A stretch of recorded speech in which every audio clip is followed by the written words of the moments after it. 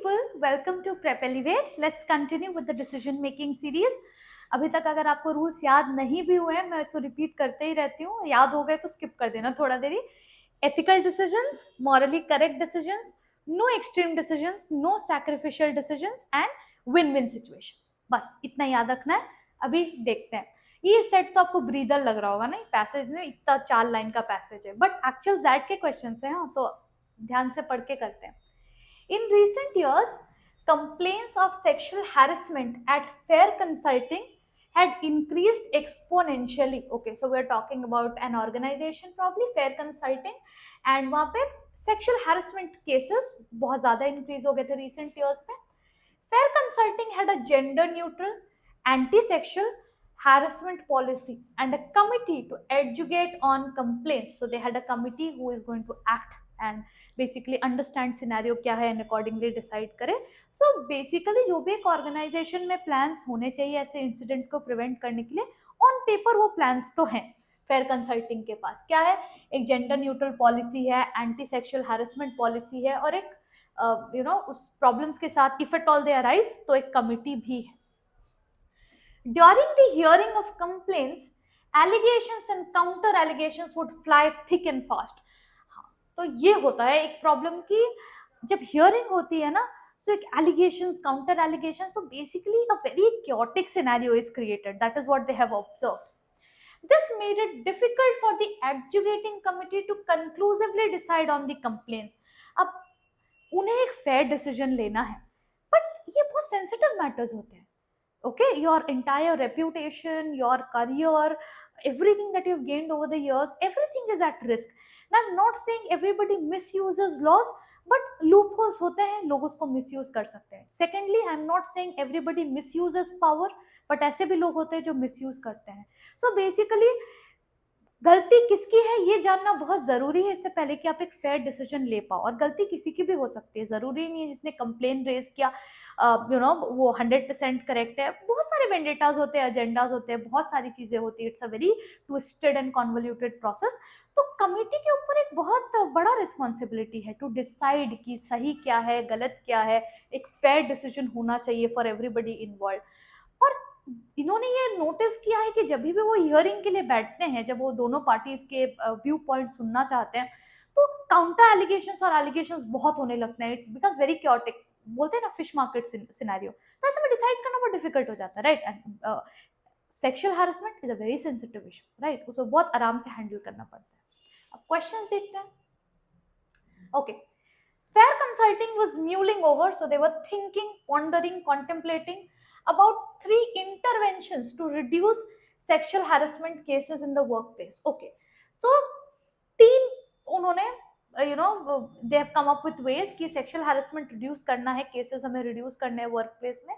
तो ये 3 course of action उन्होंने decide किए हैं. सबसे पहला क्या है? Educate employees about the company's anti-sexual harassment policy. Okay, ये एक तरीका है कि अगर लोगों को पता होगा कि इसके रेपरकशंस क्या हैं, lot of people would not involve in such cases. Okay, so उन्हें डर रहेगा कि अच्छा रेपरकशंस फेस करने पड़ सकते हैं and it's not going to be safe for them. Next, profile employees with a propensity is a chance और an inclination to engage in acts of sexual harassment.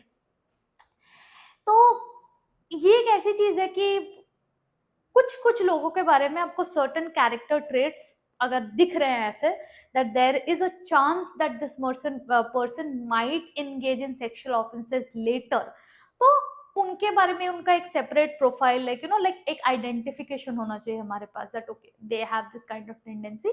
तो प्रोफाइल करेंगे हम एम्प्लॉयज को इस हिसाब से. नेक्स्ट क्या है? Discipline sexual offenders. Obviously, if you are caught doing something which is against the rules, against the laws, तो उनको फिर डिसिप्लिन करने के लिए जो एक्शंस लिए जाए वो लेने चाहिए. तो 3 उन्होंने ये वेज सोचे. पहले एजुकेट एम्प्लॉयज कि हमारे हरासमेंट पॉलिसीज क्या हैं, सेक्सुअल हैरेसमेंट पॉलिसीज क्या है. सेकेंड इज, ऐसा लगता है कि जो एम्प्लॉयज का एक टेंडेंसी हो सकता है, there is a propensity to commit sexual offences, उनको सेपरेटली प्रोफाइल आउट किया. Third, if caught in the act and if you have like committed an offense, then discipline them. अब क्वेश्चन क्या है, which of the following options will the employees find least ostracizing? ostracizing मतलब least जिसमें उन्हें punishment का feel आए। किसी को ऑस्ट्रासाइज करना मतलब क्या होता है, when you put them in a fix, आप उनको पनिश करते हो, आप उनको यू सेट देम राइट, ठीक है, very harshly you set them right. तो ऐसा कौन सा ऑप्शन है जिसमें वो लीस्ट ऑस्ट्रासाइज्ड फील करेंगे, ठीक है, मतलब उन्हें लीस्ट शेम, लीस्ट एम्बैरेसमेंट होगी, लीस्ट पनिशमेंट वाली फील आएगी। बहुत इजी है ये क्वेश्चन, आपको समझ में आना चाहिए कि लीस्ट हैरेसमेंट, लीस्ट एम्बैरेसमेंट आपको कब होती है, जब आपको सिंगल आउट करके कोई डिसीजन नहीं लिया जा रहा है, कलेक्टिवली सबके लिए एक चीज हो रही है। तो अगर मुझे पॉलिसीज के बारे में एजुकेट करना है, मैं सबको एजुकेट कर रही हूँ, ये पर्सनली आपके लिए नहीं है। बट जहां मैंने आपको प्रोफाइल आउट कर दिया as a potential sexual offender, या जहां ही मैंने आपके ऊपर लाइक डिसिप्लिन करने के लिए आपको बहुत सारे रूल्स ले आउट कर दिया, सिर्फ आपको, हाँ, सेक्सुअल ऑफेंडर जो है आपको, you are going to feel embarrassed, you are going to feel the repercussions। तो सबसे लीस्ट ऑस्ट्रेसाइजिंग क्या है, जो कलेक्टिव रेस्पॉन्स दिया जाता है। तो यहाँ पे सबसे लीस्ट ऑस्ट्रेसाइजिंग क्या है, डेफिनेटली वन ओनली, जहाँ पे सारे लोगों को एजुकेट किया जा रहा है कलेक्टिवली। तो वहां आपको सिंगल या इंडिविजुअली आपको प्रोफाइल आउट नहीं किया गया, आपको डिसिप्लिन नहीं किया गया, तो वो आपको इतना ऑस्ट्रेसाइजिंग नहीं लगेगा। सारे लोगों को किया जा रहा है, जो हमारी कंपनी की पॉलिसीज है हम आपको ब्रीफ कर रहे हैं, एजुकेट कर रहे हैं, उसमें आपका इंडिविजुअली कोई ऐसा you are not like taken out of the crowd, right. ये क्लासरूम में होता है ना, अकेले को पनिशमेंट मिलती है तो बिग डील, पूरे क्लास को पनिशमेंट मिली, फॉरगेट अबाउट इट, आपको नहीं फर्क पड़ता। ये थोड़ा सेंसिटिव है उससे ज्यादा डेफिनेटली, बट लीस्ट ऑस्ट्रेसाइजिंग तो यही है कि सारे लोगों को कलेक्टिवली जब ब्रीफ किया जाए, ठीक है। मैं ये ऑप्शन इसलिए नहीं पढ़ रही हूँ because this was easy to profile out, ये आपको इजीली समझ में आ जाना चाहिए। हाँ, अगर आपको ऑस्ट्रेसाइजिंग का मतलब नहीं समझ में आ रहा है, वहां पे प्रॉब्लम है, वहां पे थोड़ा वो कैप पे वर्क करने की जरूरत है, ठीक है। अभी देखो, the CEO of Fair Consulting wanted the educating committee to reduce the number of errors while deciding on sexual harassment complaints। Okay, so CEO को लगता है कि जो भी कमिटी में है उन्हें they should try out ways कि कैसे वो रिड्यूस करे errors. Remember allegations, counter allegations बहुत होते हैं, chaotic फिश मार्केट सिनेरियो होता है। Employees suggested that the committee could do the following to reduce errors in judgment। So ये suggestions आए हैं। कॉर्पोरेट्स में ऐसा होता है, इनफैक्ट हर जगह ही ऐसा होता है कि अगर कोई प्रॉब्लम है तो हम सजेशंस लेते हैं लोगों से कि आपके हिसाब से हम क्या कर सकते हैं इसको रिड्यूस करने के लिए, और वहां से जो बेस्ट पॉसिबल सजेशंस आते हैं हम उनको इम्प्लीमेंट करने की कोशिश करते हैं, yes only if they are feasible, ठीक है। अभी देखो क्या क्या सजेशंस आए। Listen to the arguments of both the complainant and the accused together. अभी क्या होता है ना, और सेकंड वाला ही देखो, listen to the arguments of both the complainant and the accused separately. ये दोनों बहुत स्ट्रॉन्ग स्टेटमेंट्स है, और कभी लग रहा है कि ना रिवर्स भी है, कि एक बार बोला जा रहा है कि दोनों के साथ में सुनो क्या बोलना चाहते हैं, एक बार बोला जा अलग सुनो। बट ये दोनों ही आप देखो क्रिमिनल केसेस में बहुत इंपॉर्टेंट होते हैं। दोनों को साथ में जब आप बैठाते हो ना, तो आपको एक कलेक्टिव पर्सपेक्टिव समझ में आता है। बट दोनों को आप सेपरेटली जब बैठाते हो ना, आपको दोनों की इंडिविजुअल स्टोरी समझ में आती है। कभी कभी ऐसा भी होता है कि जब आप दोनों को separately, okay, the victim and the accuse, जब आप उनकी स्टोरी सुनते हो सेपरेटली, तो डर नहीं रहता। It is a very comfortable, I won't say comfortable, but I would say the situation is more at ease, at least for the victim. Accused के सामने बहुत सी बार अपनी बातें बोलने में आपको डर लगता है when you have been through a very harrowing experience with the person. But एक साथ उनकी बातें सुनना इसलिए जरूरी भी है ताकि वो फैक्ट्स को जंबल अप ना कर पाए। तो वहां पे जो अथॉरिटी रहती है ना, उन्हें फिगर आउट करना इजी हो जाता है कि ये लोग सेम स्टोरी सुना रहे हैं या अलग स्टोरी सुना रहे हैं, और एक दूसरे के प्रेजेंस से इनके मूड पे, टेम्परामेंट पे क्या असर पड़ रहा है। तो सेपरेटली भी उनकी स्टोरी सुनना जरूरी है, एक साथ भी स्टोरी सुनना जरूरी है, specifically when cases are like this sensitive, like sexual offence cases and stuff, ठीक है।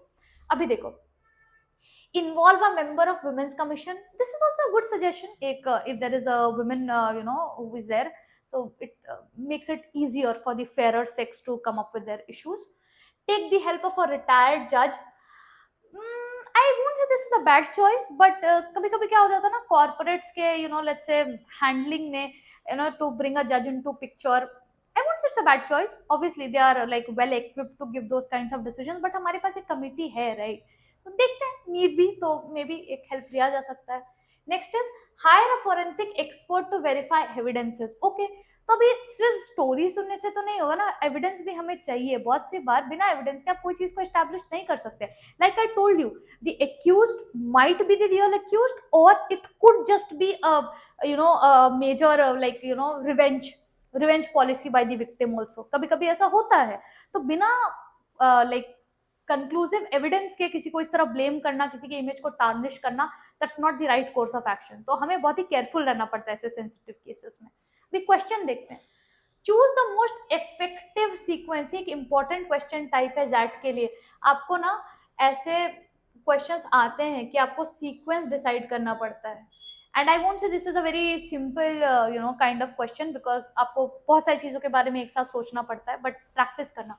Choose the most effective sequence that would help the committee to arrive at the right decision.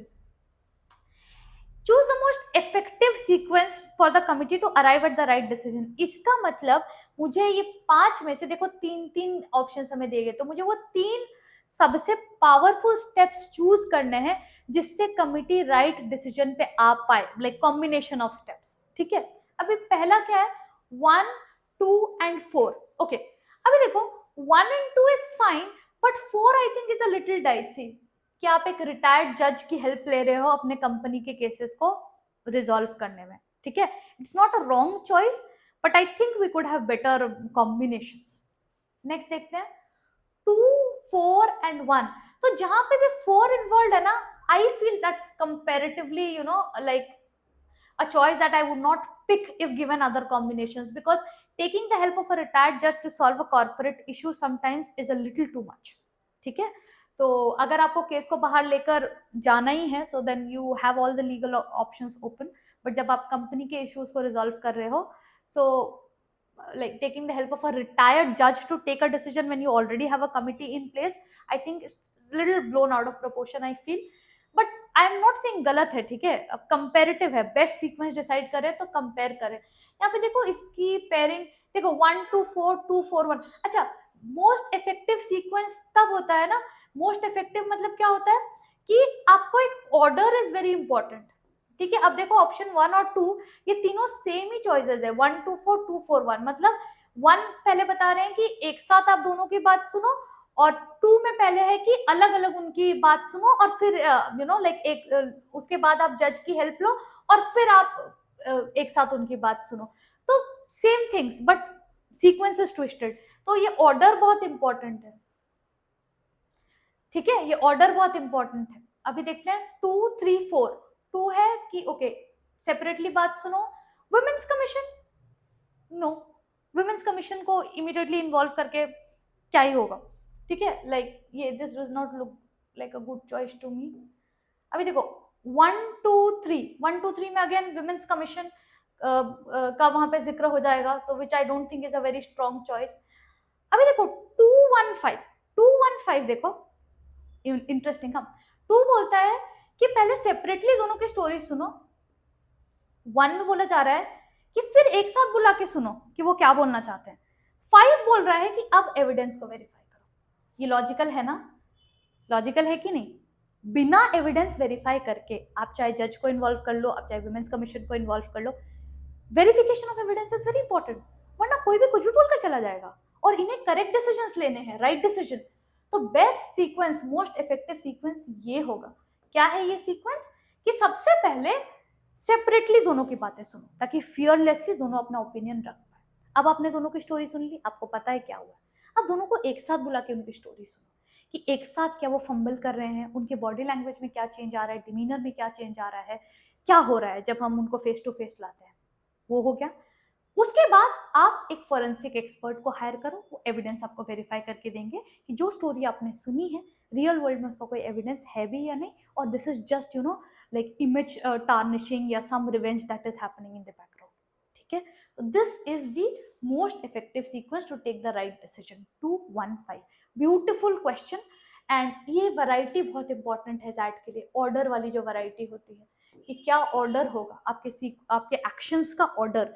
So most effective to like going down the order, decreasing order of effectiveness basically. ठीक है, next question देखते हैं। ठीक है, of late The adjudicating committee received a complaint from a junior female consultant. Okay, क्या complaint है?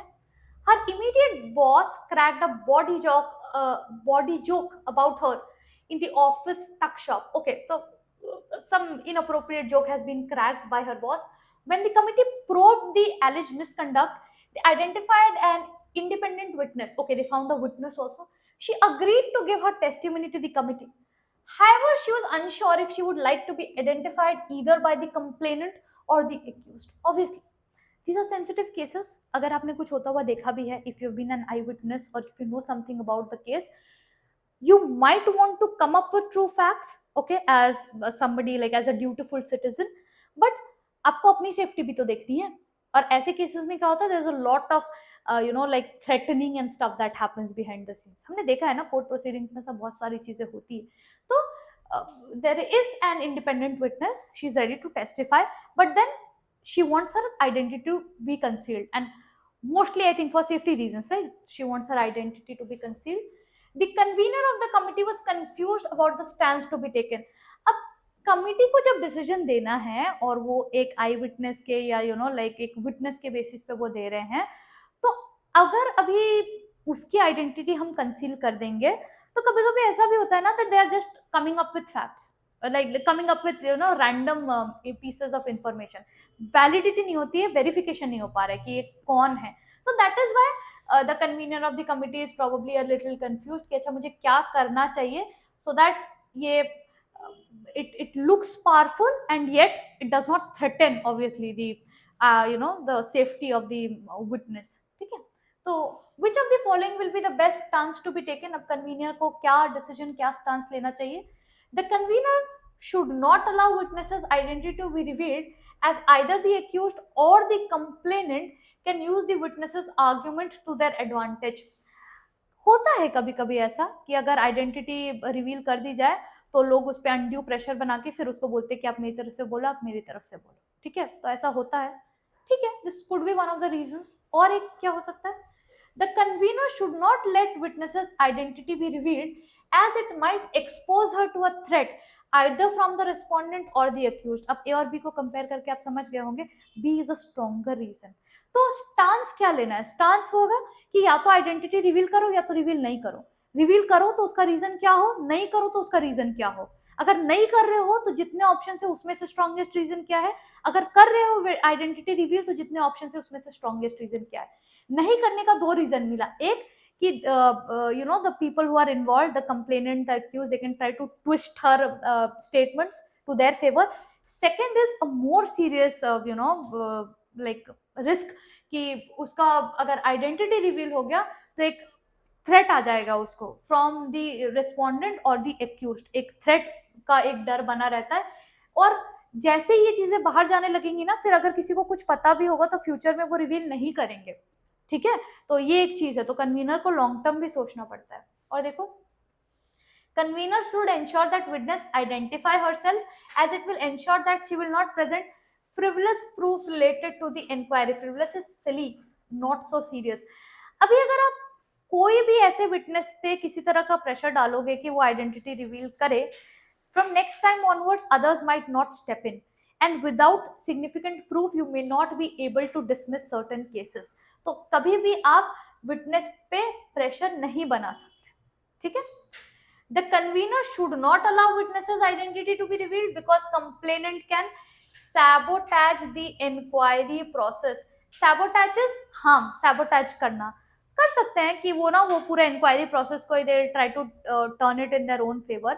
But sir complainant ही क्यों, फिर तो एक्यूज भी कर सकता है. वी डोंट नो सच क्या है, राइट? तो बहुत सारी चीजें हो सकती हैं. This is a good reason, but I think B is a stronger reason because वहां पे रिस्पोंडेंट से भी उसको थ्रेट है, एक्यूज से भी कहीं से भी आ सकता है थ्रेट. और अगर witness is threatened then future में और कोई विटनेस के जैसे टेस्टिफाई करना नहीं चाहेगा. ठीक है, और देखो, convener should ensure that the witness identifies herself because both the accused and complainant must identify themselves. No, this is not a law. Complainant and accused are identifying themselves by will. वो दोनों actively उस case में involve है. Witness के ऊपर आप pressure नहीं बना सकते कि जस्ट बिकॉज वो दोनों अपने आप को आइडेंटिफाई कर रहे हैं आप भी खुद का आइडेंटिफिकेशन पब्लिक करो। ये ऐसा कोई प्रेशर नहीं होना चाहिए कभी भी। रिमेंबर कन्वीनर को लॉन्ग टर्म डिसीजंस लेना है, ठीक है। तो B looks like a good choice कि okay fine you told us, you know they could verify her statements in their own ways, right. कि ये जो फ्रिवलस स्टेट प्रूफ वाला फिर ये चीज चली जाएगी। they can choose to verify her statements in their own intelligent ways, intellectual ways, but उस पर प्रेशर बनाना कि आइडेंटिफाई करो अपने आप को, आइडेंटिटी रिवील करो अपनी, that's not a good stance to be taken. Because future में अगर कोई विटनेस बनना चाहे तो फिर इस डर से कि अपनी आइडेंटिफिकेशन को पब्लिक करना पड़ेगा और फिर उसके रेपरकशंस हो सकते हैं, लोग आगे नहीं आएंगे, ठीक है। और एजेंडा क्या है, रिड्यूस करना है सेक्सुअल हैरेसमेंट केसेस को, right, and we have to deal with it in a very sensitive fashion also. So be looks like a very balanced take that can be taken by the convener, ठीक है। तो ये set में ये सारे questions थे, I hope you have understood. आज हमने एक बहुत इंपॉर्टेंट क्वेश्चन टाइप डिस्कस किया, ये जो प्रीवियस क्वेश्चन था सीक्वेंस वाला, ऐसे क्वेश्चंस आते हैं जैट में, इनको आप ज्यादा से ज्यादा प्रैक्टिस करना, ठीक है। कि most effective sequence, least effective sequence, ये सारे टाइप के questions. So keep practising you people, thank you so much for tuning in, I will see you in the next